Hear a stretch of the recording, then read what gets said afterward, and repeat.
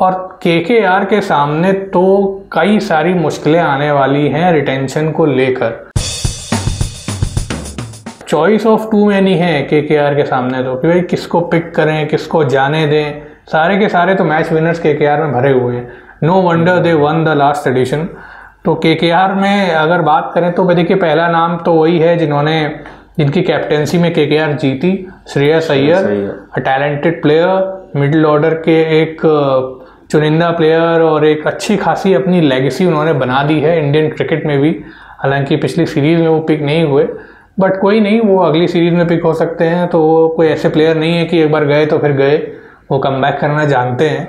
तो Shreyas Iyer will be the first player. और साथ ही साथ बिल्कुल Shreyas will be the first pick for KKR as well. लेकिन श्रेयस अय्यर जो हैं वो अपनी कैप्टेंसी से कितने हद तक कंट्रीब्यूट करते हैं केकेआर के लिए, ये आपको पिछले सीजन देखने को मिला। जो भी उनके डिसीजंस थे, जो भी ऑन फील्ड उनका जिस तरीके से सिचुएशन हैंडलिंग था, फील्ड पोजीशंस थी, बॉलर्स को कैसे यूज़ करना था, श्रेयस अय्यर ने बखूबी पिछले साल निभाया। प्लस उनके पास एक बैलेंस साइड भी थी जो कि अब शायद बिगड़ सकती है, क्योंकि प्रॉब्लम ऑफ प्लेंटी जैसा कि आपने कहा बहुत हद तक सताएगी केकेआर को। जिसमें दूसरा नाम रिटेनरशिप के लिए आएगा वो होगा आंद्रे रसल का। सब लोग सोच रहे हैं कि सुनील नारायण क्यों नहीं। सुनील नारायण बहुत हद तक आपको देखने को मिलेगा कि रिटेनरशिप के अंदर होने चाहिए थे, लेकिन सुनील नारायण के विरोध में जो चीज़ें जा रही हैं वो है कि पहली बात कि उनकी उम्र, दूसरी बात कि वो एज अ प्लेयर कितना कंट्रीब्यूट कर पाएंगे केकेआर को, क्योंकि वो जिस तरीके से कंट्रीब्यूट करते थे गौतम गंभीर की मेंटोरशिप में, वो शायद किसी और की मेंटोरशिप में इतना ना कर पाए। तो उस हिसाब से केकेआर में वो रहेंगे, केकेआर उनके पीछे जाएगा, लेकिन हो सकता है कि आपको सुनील नारायण रिटेन होते हुए इस सीजन में केकेआर के लिए ना दिखें। या I mean doors are not closed as Akash explained कि चाहे जाहिर सी बात है कि ऑक्शन में तो केकेआर जाएगी उनके पीछे, लेकिन फिलहाल जो टीम कॉम्बिनेशन है, जो रिटेन्स प्लेयर की जो लिस्ट है, उसको देखते हुए ज़रूर आंद्रे रसल को वो प्रेफरेंस देंगे ओवर सुनील नारायण। तो वो एक चीज़ होगी। तो आंद्रे रसल सेकंड पिक हो सकते हैं। तीसरे प्लेयर की बात करें तो देखिए सुनील नारायण के पास जो एक यूएसपी थी वो थी कि उनकी मिस्ट्री बॉलिंग, और केकेआर में मिस्ट्री बॉलिंग का एक ऑल्टरनेटिव है जिनका नाम है वरुण चक्रवर्ती। तो वो एक मिस्टीरियस बॉलर हैं और सिमिलर एक्शन तो नहीं कह सकते, लेकिन सिमिलर पेस पे और सिमिलर लेंथ पे बॉल करते हैं और उन्होंने अपनी स्किल्स प्रूव करी हैं आईपीएल में खास तौर पे। तो Varun Chakravarthy might be the third player जिनको केकेआर रिटेन कर सकती है।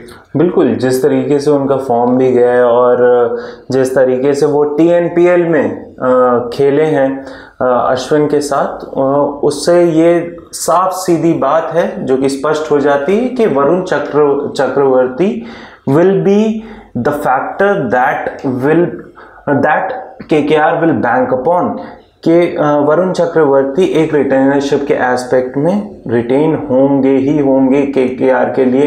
अन्यथा अगर वरुण चक्रवर्ती जाते हैं ऑक्शंस में तो उनको एक बड़ा, वो फिर ऑक्शन से सीधा बैंक में ही जाएंगे Varun Chakravarthy.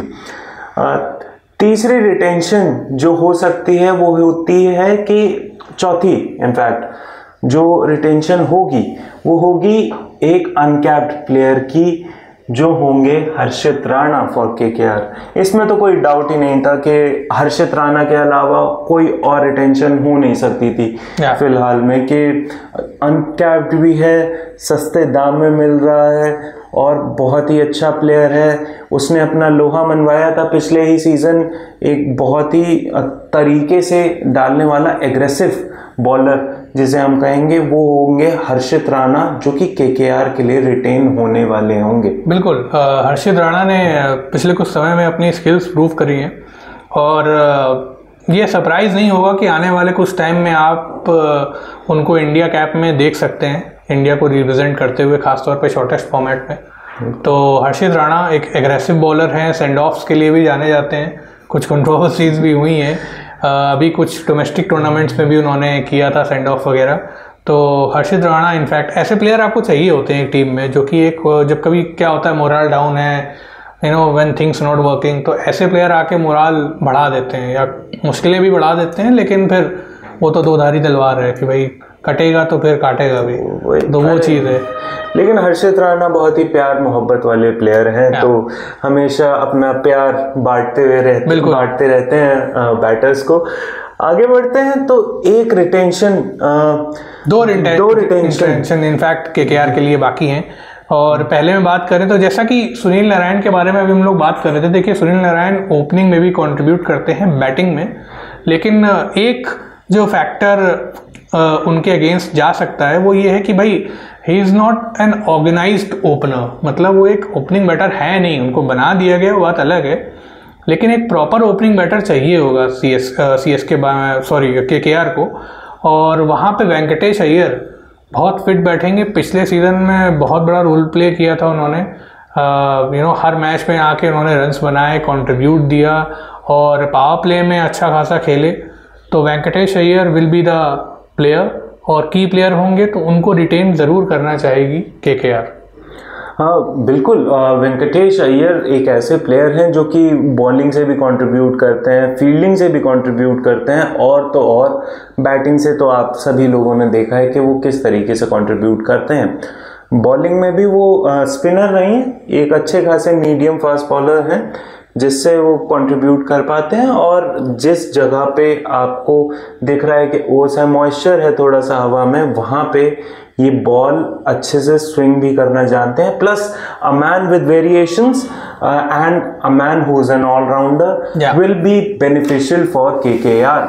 The last retention, आप सभी लोग सोच रहे होंगे कि अभी तक हमने उनका नाम इसलिए नहीं लिया है क्योंकि भाई थोड़ा बहुत मिस्ट्री बनानी चाहिए, थोड़ा बहुत एक हाइप बनानी चाहिए, एक बिल्डअप बनाना चाहिए, इसीलिए हम लोगों ने उनका नाम एंड में रखा है।